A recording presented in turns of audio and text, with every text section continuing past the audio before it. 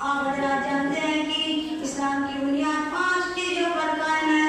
Number 1 कलमे शहादत का इकरार करना, नंबर 2 नमाज कायम करना, नंबर 3 ज़कात देना, नंबर 4 रमजान मुबारक के रोज़े रखना, नंबर 5 अगर ताकत हो तो हज करना।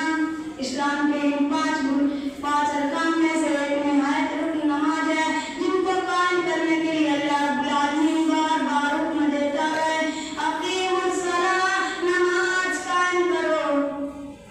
इस तरह नमाज की अहमियत का जिक्र करते हुए फरमाता है, इन्नस सलात तन्हा अनिल फ़हशाइ वल मुनकर, बेशक नमाज बुराई और बुराइयों से रोकती है।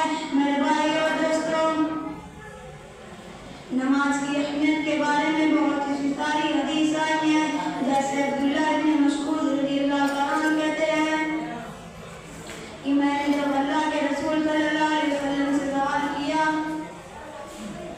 अय्युल अमाल अफ़ज़ल, अल्लाह के रसूल वो कौन सा अमल है जो सबसे फजीलत वाला है? आप सल्लल्लाहु अलैहि वसल्लम ने कहा,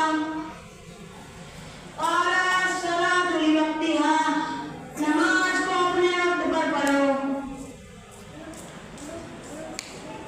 इस तरह हदीस में नमाज को गुनाह